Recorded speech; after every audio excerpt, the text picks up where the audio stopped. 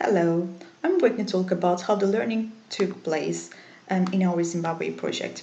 In this particular project, we use graffitis, also known as street art, as a participatory art method to address the epistemic injustice experienced by the Tonga community youth in Binga, Zimbabwe. We worked with the local community, Batonga Community Museum and Basilvisi Youth Trust, both of which are based in the region. Bringing stakeholders from these community-based organizations together with the youth through an art method, drawing on the participatory paradigms, actually tease out the unique ability of the art to inspire, resist, heal, convince, and form solidarity. Most importantly, it provided a horizontally democratic and inclusive research process to engage with the people living on the margins of the society as opposed to more conventional, hierarchical and masculine ways of doing research. Such an environment has played a significant role in facilitating the learning not only between the youth and the community-based organizations, but also initiated a broader and a comprehensive learning through the representation of voices and creating spaces for public engagement. This first started with the bottom-up participation and agenda that set the core ethos of participatory research. The participants, in our case the youth, controlled the research process and they were involved as co-researchers, producers of knowledge, and advocates of untold stories. This learning took place at two levels. First, at a more collective level by building alliances among the youth, and then secondly, moving this alliance to a grassroots level to form cross-institutional network of universities, NGOs and arts-based institutions to ensure that the youth's political voices are heard and supported. This learning process actually enhanced the political capital and capabilities of the youth, helped them form political networks, but most importantly, it showed that these networks had potential to build themselves in a discourse of rights and active citizenships in the long run. The youth also noted the importance of the change that can be created by the opportunity of being included in a research process like this or being introduced to different political and social networks. Obviously, the change that they want to see in this particular project was to challenge the exclusionary discourses that included negative perceptions, dehumanizing their livelihoods as Tonga youth. Of course, this is not something that can be achieved through one workshop, or we cannot expect the change to be realized through one-off engagement. But the most important learning is that bringing arts to everyday spaces has the potential to remove barriers and challenge dominant structures, constraining the youth's ability for social and political networking with non-oppressed groups.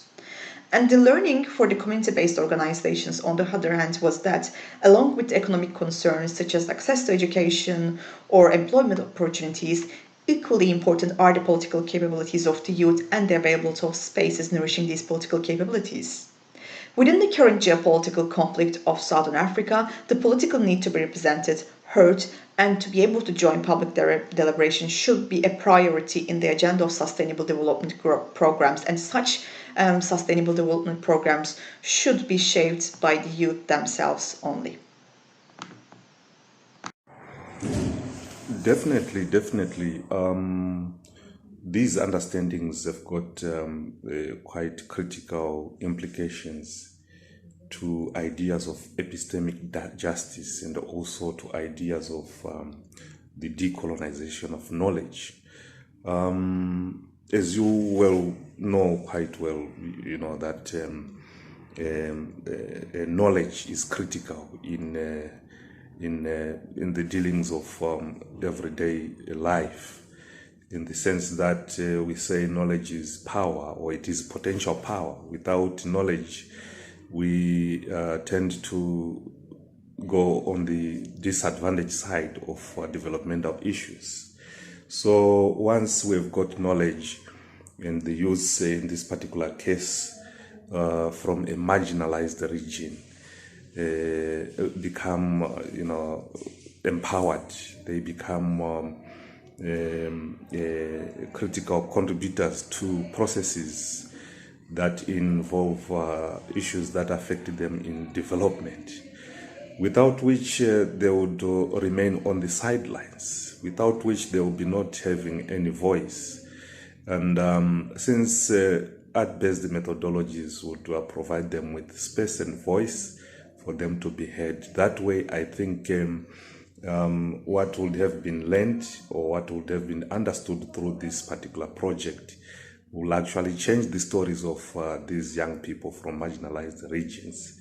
So there is no way we can ignore the implications of arts-based methods in terms of advancing epistemic justice and also decolonizing knowledge, because they speak more to the realities of their lives. So that way, it is my belief and considered understanding that what would have been learned through arts-based methodologies and participatory research approaches which were used in these particular projects have got quite a meaningful and contributes to sustainable development. As you have heard from the ongoing presentations, it is evident that the youths are the bedrock for the future. And so it is important that we prioritize their ideas, their participation, and their involvement in whatever activities we are engaging in with regards to community development and sustainable development. So you find out that if you look at the strategies that the youths have come up with, there is a healthy synergy amongst the strategies that they've developed. Let's look at knowledge creation. Knowledge creation itself facilitates creativity. When you have knowledge, then you can be creative. And creativity also means that you now have the skills that need to be mobilized. And when you mobilize those skills, it's only when you mobilize those skills that you can then build partnerships or networks with other like-minded organizations or individuals. So you actually find that these strategies are actually a package that is supposed to take us to better development in communities, to a better life in the future. So what we are saying now is all stakeholders must strive to make sure that they model their activities around the youths, because the youths wield the power. They wield the power to the future. So it is important that the organizations, NGOs, and the government itself model their activities around the youths, because they are the future. We also need, as stakeholders, to make sure that we facilitate the recognition of the youths, the respect for the youth's ideas and decisions. We must also make sure that there is dignified implementation of the youth's ideas and hopes and aspirations that we must be making sure we fulfill. And the youths are the main actors in this, and we must appreciate that. So you also find out that as stakeholders, we must make sure that we put the youth on the forefront of our work, so that they feel they are the heroes of their own emancipation. I think it has been for quite some time now that we have rubber-stamped our decisions on the youth, and now is the time for us to make a radical change and appreciate and make sure we change the course of our lives for a better life in the future.